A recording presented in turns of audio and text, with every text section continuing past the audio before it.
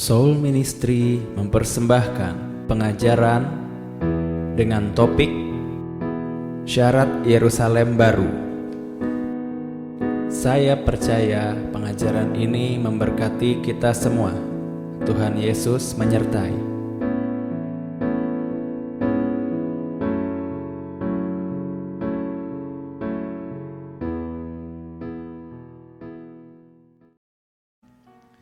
Oke, shalom semuanya ya. Sebenarnya saya mau bahas soal Yerusalem yang baru. Mungkin saya bertanya kali ya. Kali ini saya mau ada bertanya. Kira-kira untuk masuk ke Yerusalem yang baru, itu persyaratannya apa ya? Lahir baru ya. Maksudnya lahir baru kayak gimana nih? Jadi dikatakan mengaku dengan mulut kita, Yesus adalah Tuhan, percaya dalam hati. Dan akhirnya nanti Tuhan akan izinkan kita masuk Yerusalem yang baru ya. Jujur kalau saya pakai nama surga, biasanya kita akan masuk ke kerajaannya Tuhan di surga, kita nggak balik lagi. Makanya sekarang saya ngomongnya Yerusalem yang baru. Biar lebih jelas apa yang mesti kita lakukan nanti setelah kita meninggal. Atau saya buka ayatnya ya. Tuhan, bukankah aku melakukan mujizat demi nama-Mu? Ini Tuhan Yesus melakukan khotbah ya. Jadi ini bukannya Paulus atau siapa yang ngomong, ini Tuhan Yesus sendiri ngomong. Kita baca deh ya, kita mungkin baca dari 16 aja deh. Dari buahnya lah kamu akan mengenal mereka. Dapatkah orang memetik buah anggur dari semak duri, atau buah ara dari rumput duri? Demikianlah setiap pohon yang baik menghasilkan buah yang baik, sedang pohon yang tidak baik menghasilkan buah yang tidak baik. Tidak mungkin pohon yang baik itu menghasilkan buah yang tidak baik, ataupun pohon yang tidak baik itu menghasilkan buah yang baik. Dan dari setiap pohon yang tidak menghasilkan buah yang baik, pasti ditebang dan dibuang ke dalam api. Jadi dari buahnya lah kamu akan mengenal mereka. Ayat 21-nya di situ. Bukan setiap orang yang berseru kepadaku Tuhan, Tuhan, akan masuk ke dalam kerajaan surga, melainkan dia yang melakukan kehendak Bapakku yang di surga. Pada hari terakhir banyak orang akan berseru kepadaku, Tuhan, Tuhan, bukankah kami bernubuat demi nama-Mu, mengusir setan demi nama-Mu, dan mengadakan banyak mujizat demi nama-Mu juga. Pada waktu itulah aku akan berterus terang kepada mereka dan berkata, aku tidak pernah mengenal kamu, enyalah daripadaku kamu sekalian pembuat kejahatan. Sekali lagi ini bukan ayat yang keras ya, jangan dianggap sebagai ayat penghukuman. Kita mau pulang menjadi orang yang merdeka, bukan pulang menjadi orang yang merasa bersalah. Saya ngerti bahwa pada dasarnya masuk ke dalam kerajaan atau Yerusalem baru itu enggak ada sedikit pun dari perbuatan kita. Perbuatan kita mau berbuat apapun kebaikan, tidak akan bisa melunasi harga tiket masuk ke dalam Yerusalem yang baru. Kalian mau membakar hidup kita, bekerja, melakukan perbuatan baik apapun, tidak akan bisa. Kalau misalnya kita bisa berbuat baik, Tuhan Yesus gak perlu datang ya ke dunia ini. Dia suruh orang lain, dia suruh nabi yang lain. Gak perlu Tuhan Yesus datang. Saya mau jelasin sedikit. Pada waktu Tuhan dikatakan, Tuhan berkeinginan bahwa manusia itu bertobat tanpa harus Yesus mati di kayu salib. Benar ya? Walaupun Yesus itu dijadikan sebagai domba Allah, sebagai penebus dosa sebelum dunia dijadikan, bukan berarti bahwa di pikiran Allah adalah Yesus mati di kayu salib. Enggak.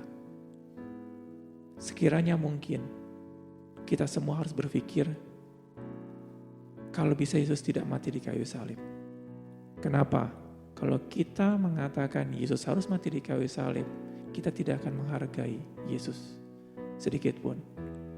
Kita katakan kalau sebisa mungkin Yesus tidak mati di kayu salib, tetapi kita selalu jauh daripada Allah. Selalu pada waktu Allah mendekat, kita selalu kabur. Kita selalu berbuat jahat yang demi kejahatan, Karena Tuhan katakan bahwa semua telah kehilangan kemuliaan Allah. Semua tidak mencari Allah. Dan apa yang terjadi? Allah harus berkata, tidak ada jalan lain lagi. Aku harus mengirim anakku ke dunia ini untuk menyelamatkan mereka. Dan apa yang terjadi? Akhirnya Yesus mati di kayu salib. Waktu Yesus mati di kayu salib, itu adalah pintu antara Allah dengan manusia terbuka. Kita akhirnya mengetahui ini loh jalannya kepada Allah. Ini loh jalannya untuk kita bisa melihat kebenaran. Setelah Yesus datang, sebelumnya kita tidak pernah tahu bagaimana caranya berbuat baik, bagaimana caranya kita mengenal kebenaran. Pada waktu Yesus datang, kita baru bisa mengenal kebenaran tersebut. Waktu kita mengenal Yesus, pada waktu kita tahu kebenaran tersebut, baru kita bisa berbuat baik. Nangkepnya di situ ya.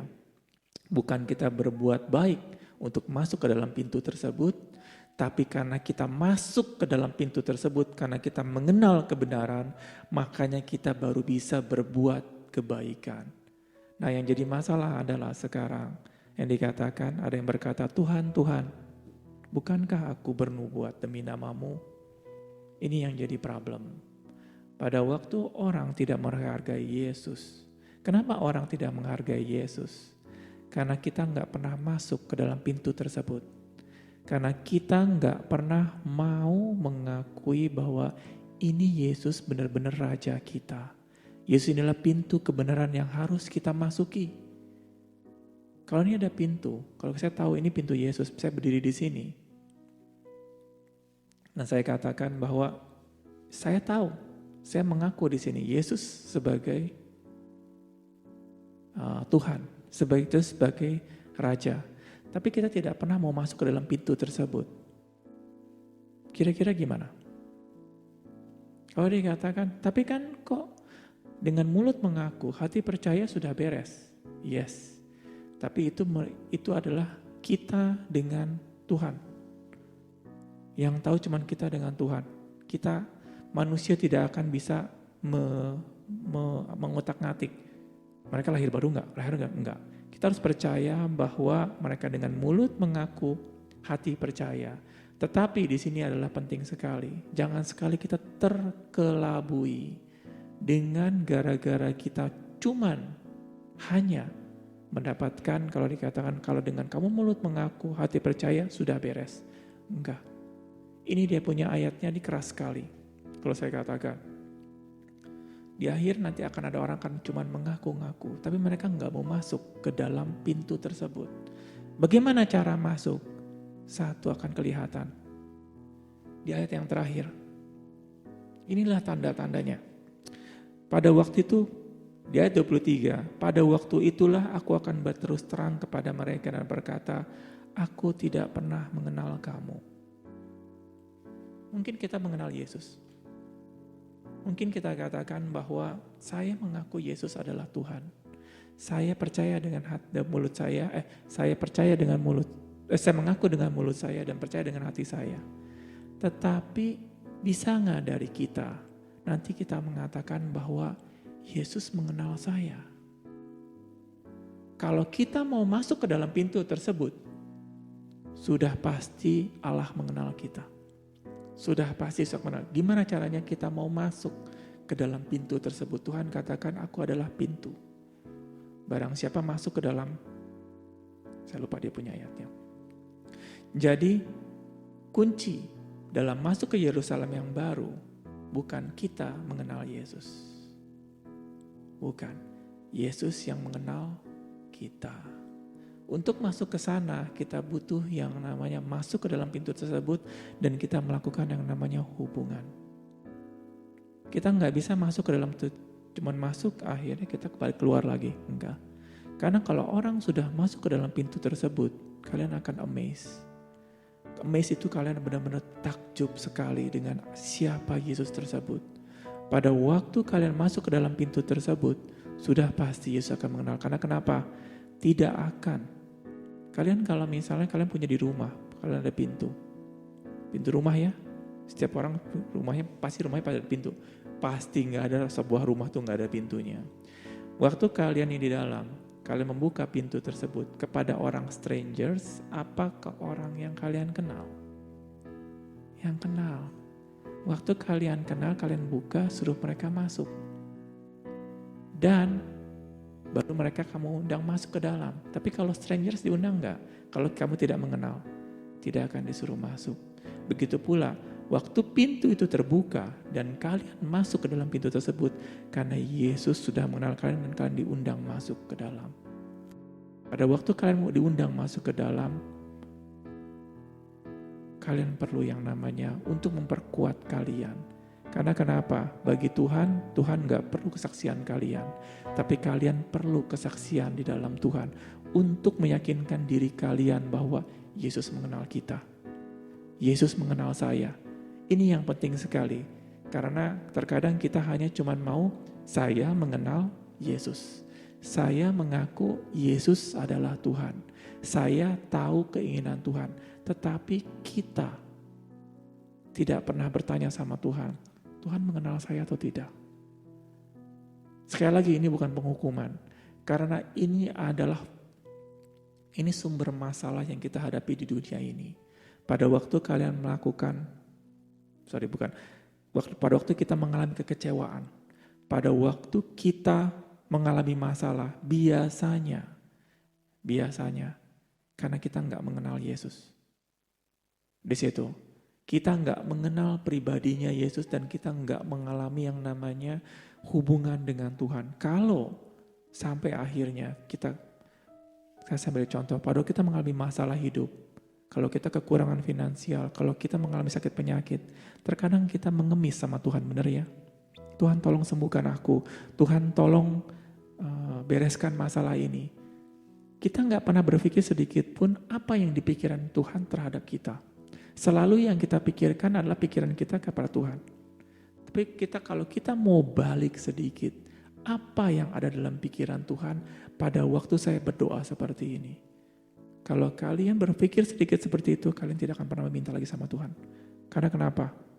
Kalau kalian punya masalah, Tuhan tolongin aku, Tuhan tolong sampai bernangis ria. Kalau kalian ada di pihak Yesus, dan kalian nangis, dan Yesus tidak berbuat apapun juga, mungkinkah seperti itu? Kalau kalian misalnya melihat, gini deh caranya. Kalau kita katakan secara ilustrasi sedikit, saya di sini, Yesus di sini, Ibu Yolanda di sana. Ibu Yolanda lagi punya masalah. Saya lagi lihat Yesus nih. Ibu Yolanda lagi menangis kepada Tuhan. Tuhan tolong sembuhkan saya. Saya lihat Yesus. Tapi kalau Yesusnya begini, didiemin aja. Dan saya akhirnya melihat Yesus seperti itu. Apa respon saya kepada Yesus?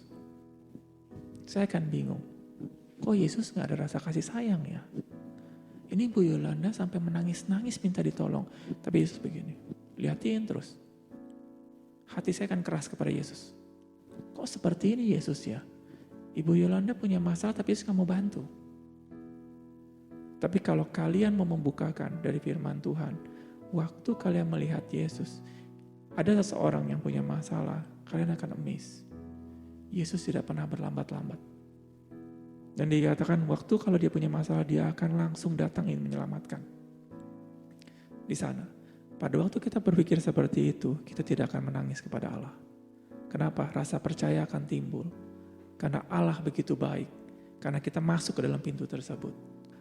Kunci masuk ke dalam Yerusalem adalah memang kita dengan mulut mengaku, hati percaya bahwa Allah membangkitkan Yesus dari antara mati. Tetapi kunci yang terakhir adalah apakah Yesus mengenal kita? Kalau dikatakan kapan sih Yesus mengenal kita? Mungkin gitu kali ya. Setelah perjalanan 5 tahun, 10 tahun, atau kapan? Gini, yang menjadi faktor adalah pada waktu mulut mengaku, hati percaya, yang tahu cuma kita dengan Tuhan. Benar ya, hati kita dengan sama Tuhan. Tetapi ada yang problem, yang tahu cuma kita sama Tuhan. Ini yang problem sekali, kecuali kalau ada dengan 2 atau 3 orang bersaksi, oh enggak, ini orang ini pasti masuk surga karena Tuhan juga ngomong sama saya, itu beres urusan. Tapi nggak ada orang yang bisa ngomong seperti itu, bersaksi bahwa seseorang bisa masuk ke surga karena ada kesaksian banyak orang. Nggak bisa. Dengan hati saya percaya, hati mengaku, mulut mengaku, hati percaya, kamu diselamatkan. Titik. Tapi yang tadi saya katakan, yang jadi problem adalah tidak ada tanda-tandanya. Kalian harus bisa meyakinkan diri kalian sendiri bahwa Yesus mengenal kalian dengan berjalannya waktu. Tetapi prosesnya itu kapan? Detik itu juga, pada waktu kamu percaya dengan hati kamu. Tapi yang jadi masalah yang tadi saya katakan, gak ada yang bisa membuktikan. Sekali lagi ini bukan penghukuman ya.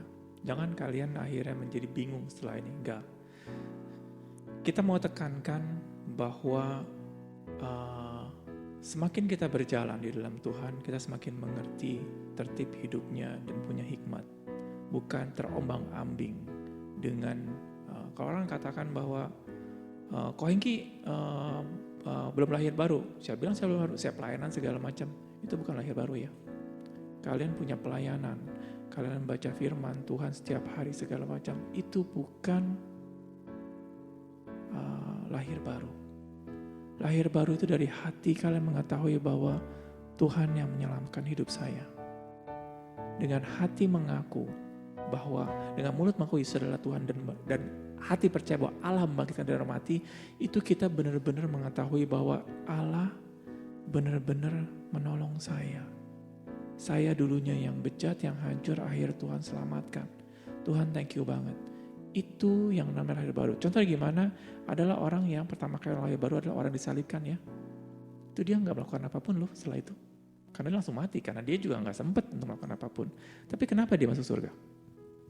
Kita buka coba ayatnya, gimana waktu orang disalibkan di sebelah Yesus. Dia gak ada yang namanya dibaptis. Dia tidak ada yang namanya melakukan pelayanan. Tidak ada melakukan apapun juga untuk Tuhan. Tapi saat itu Tuhan katakan bahwa hari ini juga kamu akan bersama-sama aku di Firdaus atau di surga. Itu luar biasa sekali. Tapi kalau kita melihat prosesnya, itu amazing. Lukas 23 ayat 39. Seorang dari penjahat yang digantung itu menghujat dia, katanya, "Bukankah engkau adalah Kristus? Selamatkanlah dirimu dan kami." Tetapi yang seorang menegur, berarti yang di sebelah yang lain yang nggak tahu di kiri atau di kanan. Tapi yang seorang menegur dia, katanya, "Tidakkah engkau takut juga tidak kepada Allah, sedang kamu menerima hukuman yang sama? Kita memang selayaknya dihukum, sebab kita menerima balasan yang setimpal dengan perbuatan kita. Tetapi orang ini, atau Yesus, tidak berbuat sesuatu yang salah." Lalu ia berkata, "Yesus, ingatlah akan aku apabila engkau datang sebagai raja."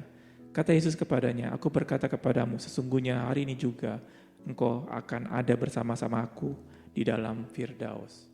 Ini luar biasa. Prosesnya benar-benar cuma hanya bisa dikatakan cuma beberapa menit. Dia tidak ada pelayanan. Dia tidak ada membaca firman Tuhan setelah itu. Dan dikatakan dia juga tidak ada mempunyai hubungan yang khusus dengan Tuhan. Kok bisa ya? Kok bisa cuma sedetik? Akhirnya orang pakai bahwa ini adalah pengecualian. Bener ya, ada orang ngomong kata ini pengecualian, gak bisa jadi patokan. Kamu harus berbuat ini untuk bisa masuk surga. Saya katakan bahwa siapa di antara kita, kalau kita mengalami masalah hidup, kesakitan, kita masih mikirin orang lain, apalagi mikirin Tuhan. Biasanya kalau kita punya masalah, yang kita pikirkan diri sendiri. Kalau misal bahasa Sundanya ngomong sebodoh teing gitu ya. Atau sebodoh banget dengan orang lain, yang penting saya dulu. Makanya yang di sebelah sebelumnya, yang sebelah yang mana saya nggak tahu, penjahat tersebut katakan, "Kamu Tuhan, selamatkanlah dirimu dan selamatkan aku juga. Saya mau diselamatkan dari masalah ini. Kalau kamu Tuhan, selamatkan aku." Yesus diam di situ, tidak berkata apapun. Tapi yang sebelahnya katakan bahwa dia menegur yang lagi berteriak. Yang di sini lagi duduk di sofa atau bagaimana? Sama-sama persis digantung, sama-sama persis mengalami sakit yang sama. Mungkin dia disusuknya cuma satu kali ya, yang itu 2, makanya dia lebih sakit. Enggak, sama-sama. Keadaannya juga sama, penderitaannya sama, kesakitan juga sama. Tapi mata dia tertuju kepada Yesus dan dia bingung. Kenapa orang ini sama sekali nggak mengeluh sedikit pun? Dan dikatakan, mungkin dia melihat prosesnya. Bagaimana orang-orang membenci Yesus. Kenapa orang benci sama Yesus? Kenapa orang-orang semua mengumpat? Kenapa sampai orang-orang agamawi di situ, orang Farisi pun mencibir Yesus? Dan dia melihat sendiri. Kenapa kalian membenci Yesus begitu? Dan dia pikirkan, orang ini gak ada salahnya sedikit pun. Saya bingung. Waktu kita lagi kesakitan luar biasa, orang tersebut masih memikirkan Yesus. Masih memikirkan kepentingan Yesus. Walaupun prosesnya itu cepat, tetapi yang tadi saya katakan, orang ini diberkati dengan luar biasa. Dia masih memikirkan kepentingan Yesus. Dan akhirnya dikatakan, Yesus, saya percaya kamu akan bangkit. Saya percaya kalau kamu nanti bangkit dan datang sebagai raja, ingatlah akan aku. Nuntut gak? Gak nuntut sedikit pun.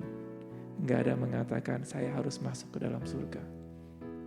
Gak ada dikatakan ingatlah akan aku. Dia mengatakan saya ini gak layak masuk ke dalam kerajaan Allah. Saya gak layak. Karena saya ini penjahat segala macam. Saya ini patut dihukum. Dikatakan saya ini patut dihukum. Dia memberikan hidup dia itu yang paling buruk kepada Tuhan. Saya gak mampu merubah hidup saya sedikit pun. Dan apa yang terjadi? Dia katakan, Yesus apabila kamu datang kalau kamu datang sebagai raja, ingatlah akan aku. Kalau Tuhan katakan, ya sudah gue ingat. Tapi dia lupa. Kira-kira dia nuntut gak? Dia gak nuntut sama sekali. Karena dia tidak ada yang namanya berbarter sama Tuhan. Sudah bagus, Tuhan ingat saya. Itu yang namanya keselamatan. Itu yang namanya lahir baru di dalam Tuhan. Prosesnya bukan karena kita membaca firman Tuhan siang dan malam. Bukan karena kita punya hubungan, erat sekali berbicara sama Tuhan. No. Ini prosesnya benar-benar. Kita mengaku hidup kita tuh yang lama itu sudah hancur sekali. Hanya Tuhan yang bisa menyelamatkan saya. Dan pada waktu, dan kita percaya Yesus akan datang kedua kalinya ke dunia ini. Dan dia akan mengadili orang yang mati sama orang yang hidup. Dan itu saya percaya bahwa dia adalah Tuhan. Tapi pada waktu kita menghadap sama Yesus, jangan kalian menuntut. Saya harus masuk ke dalam surga karena saya sudah percaya. Enggak. Dan kita katakan, Yesus ingatlah akan aku. Kalau kamu datang ke sini lagi. Itu namanya humble di hadapan Tuhan. Itu yang namanya kita percaya 100% kepada Tuhan. Engkau Allah, saya ini ciptaannya. Pernah saya ciptakannya. Itu adalah iman. Engkau Allah, saya ciptaannya. Apapun yang kamu perbuat, itu adalah kehendak engkau. Itu yang luar biasa. Itu yang namanya lahir baru. Itu namanya kita menetapkan semua sesuai dengan keinginan Tuhan. Sekarang kita melakukan penginjilan, itu banyak bukan hanya ke orang-orang dunia, tapi ke penginjilan juga ke orang-orang Kristen. Karena banyak orang yang mengaku-ngaku bahwa Kristen percaya tapi mereka belum lahir baru. Kalau kita tanya kepada mereka, kamu percaya Yesus adalah Tuhan? Dikatakan percaya loh. Percaya. Coba kamu ucapkan ayat ini. Mereka akan ucapkan. Saya percaya Yesus adalah Tuhan dan dia percaya dia menanggung dosa-dosa saya. Itu mereka akan ucapkan semua. Tetapi kenyataannya mereka belum lahir baru. Kenapa tahu ini? Karena saya juga baru mengetahui dari beberapa hamba Tuhan yang besar. Sekali lagi saya nggak ngomong dalam gereja besar, saya cuma komunitas. Karena yang dengar cuma beberapa orang. Banyak sekali orang-orang yang mengatakan Yesus adalah Tuhan, belum lahir baru. Jadi ayat ini bagaimana dong? Yang mengatakan bahwa barang siapa mengaku dengan mulutmu dan percaya dalam hatimu bahwa Allah membangkitkan dari mati, maka kamu diselamatkan. Paulus lagi ngomongin soal syarat bahwa kamu diselamatkan bukan dengan perbuatan kamu, Gak ada sangkut pautnya dengan perbuatan kamu. Ada orang yang mengatakan bahwa kalau kamu diselamatkan harus melakukan ini, itu, segala macam. Begitu banyak peraturan, kamu harus disunat, segala macam. Tuhan katakan kamu diselamatkan bukan itu. Diselamatkan dengan iman. Diselamatkan dengan mulut mengaku, hati percaya. Yang tadi saya ngomong adalah semuanya dengan mulut mengaku. Walaupun semuanya mengucapkan ya, karena mulut mengaku. Tapi hati percaya itu hanya kita dengan Tuhan yang punya. Benar-benar cuma kita dengan Tuhan yang tahu. Manusia semua nggak ada. Jadi gimana? Apakah saya mau ngetes? Nggak bisa ngetes. Jangan kalian ke sana kemari. Oh enggak nih, kamu belum lahir baru. Siapa dari kita menghakimi yang satu lahir baru sebelum enggak? Dengan kamu mengaku saya adalah Tuhan dan percaya dalam hatimu, saya harus dengan rela mengatakan bahwa ya sudah, saya percaya kamu lahir baru. Tetapi nanti urusan kamu dengan Tuhan. Karena dikatakan kamu percaya dengan hatimu? Yes, saya percaya. Begitu kan? Ucapan kita kesaksian karena dia mengatakan iya, saya harus secara de facto katakan kamu sudah lahir baru. Tapi kan ngomong lahir baru bukan kita yang memutuskan. Allah yang memutuskan. Nangkep gak mungkin di situ ya? Jadi jangan dipisahkan lagi. Oh, saya harus baca Alkitab dulu setiap hari. Saya harus punya hubungan dulu sama Tuhan yang akhirnya saya diselamatkan. No, jangan kita masukkan lagi dia punya kegiatan kita untuk bisa mendapatkan keselamatan tersebut. Mereka harus bisa mengakui bahwa mereka makhluk yang berdosa. Sebagai manusia yang berdosa. Tidak ada seorang pun yang bisa datang kepada Allah kalau kita mengatakan bahwa Allah itu cuman hanya ya dapat syukur, nggak dapat ya sudah. Enggak. Tapi kita benar-benar bahwa kita adalah makhluk yang berdosa dan kita butuh penebus. Butuh orang yang benar-benar menyelamatkan kita. Kayak tadi ya, sering kita ngomong bahwa orang yang disalibkan itu pada waktu itu dia udah gak punya pilihan apapun. Pihak dari Farisi mengatakan dia masuk neraka. Kamu secara hukum Taurat, karena kamu disalibkan, Tuhan itu sudah menghukum kamu dan kamu pasti masuk neraka. Dia udah gak punya pilihan lain. Saat itu dia cuma bisa percaya kepada Yesus, pilihan dia yang terakhir. Kalau Yesus dia gak bantu saya masuk neraka. Karena sudah tidak ada pilihan lain. Tetapi dia melihat bahwa orang ini gak bersalah, orang ini benar-benar. Jadi bukan karena pilihan, gak ada pilihan, yaudah saya pilih Yesus, enggak. Dia lihat satu keanehan yang luar biasa. Yesus tidak mengeluarkan kata hujatan atau kata-kata yang menentang, atau membela diri dia. Enggak ada. Dia bingung sekali kenapa ada orang seperti ini. Dia pun disalibkan dan Yesus benar-benar hancur-hancuran ya. Jangan kalian pikir Yesus disalibkan itu dengan keadaan enak. Tubuhnya hancur sekali.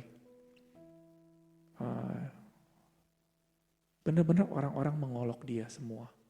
Tubuhnya dihancurkan tapi dia tetap diam. Firman Tuhan juga katakan bahwa dia tidak mengeluarkan kata-kata apapun untuk membela diri. Dia yang orang penjahat sebelah kanan dia ngelihat, dia bingung banget. Harusnya kalau dia begitu dikatakan setidak-tidaknya Ayub, pernah baca soal Ayub. Ayub sakit luar biasa, penyakit. Apa yang terjadi? Mulut dia langsung komplain sama Allah. Kenapa Allah berbuat ini kepada saya? Salah saya apa segala macam.